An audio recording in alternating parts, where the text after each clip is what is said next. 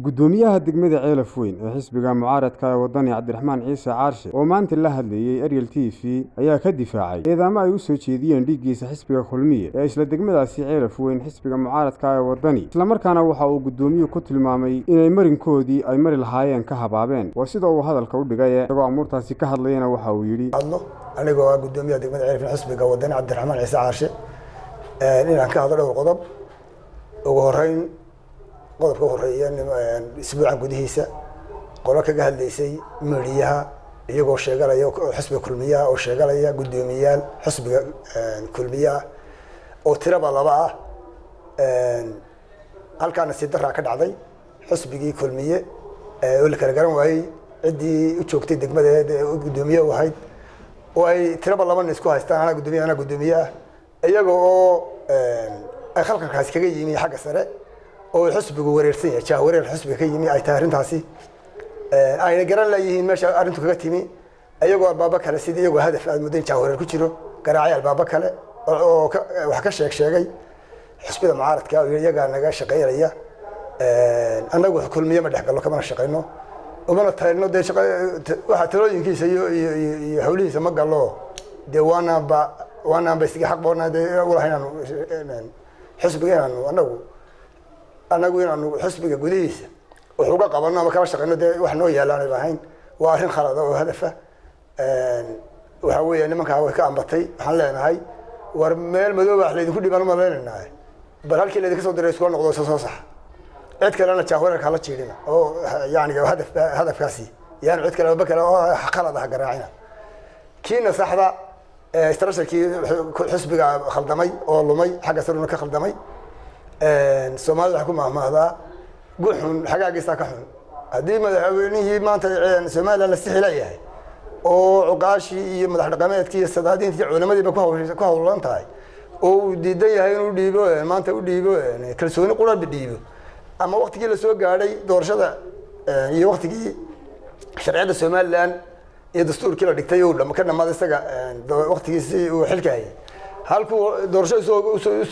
soo gudbi lahayd Soomaaliland oo celiyay reefas oo kaga dhacay odaygii madaxweynihii dalka ee uu dib u guuray oo hadda la leeyahay lagu hawshiisan yahay waa bal soo dhaqaaqo sidii Soomaaliland dastuurkeedii sida saxda ahayd ka hay wixii lagu heshiiyay ka hay burburka Soomaaliland horseedin la leeyahay markaas sida darteed waa sida la yiri guxumaad xagaagiisa ka xun shaqaalihiisii hoosana marka madaxweyne la sixilayahay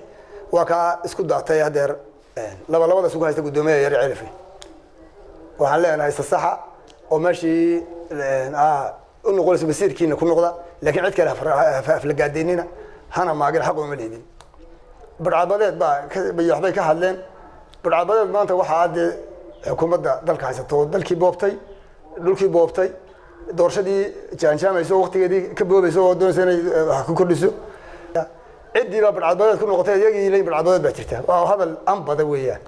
hadal aan ku dhinjireen ma hadal aan hadda laakiin waa hadal ayagu ay kasbadeen oo yeedhalayaan inamada waxaan leeyahay waa hadafteen anba waa wareer baa jira isa sax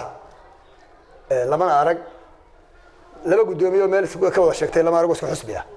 malaadimidna galcid la soo diray mid Ceelaf baan ma leeyahay way khaldan way yar garan waayeen isa saxde taasaan ka dhaafaya Cabdi Cabaase oo ahaa odayaashii asaasiyaasha xisbiga Kulmiye oo halkan media kaga hadlay maanta dhaweyd arintii madaxweynaha waxay ahayd inuu madaxweynuhu degmada Ceelaf soo maro sida uu sheegay isbaga ku dhawaajiyay doctorna wixii ka dhacay dhameystirkoodii taa iyadoo looga fadhiyay oo si uu gobolka u yimi inuu degmada soo maro degmada dhib ka dhacday ahayd in badan dad eheliya isku dileen oo raaxajoyn arrimaha badan ka dhaceen arintaas oo uu ka iska madax maray oo dhaafay madaxweynuhu tan aanu ka gelin iyadoo arrimahaas qabiyay sida uu sheegay xubinta ninka ka mid ninka Saciid Cabaase soo sheegayba madaxweynuhu wuxuu ku dhaleelay inuu dhaafay arinta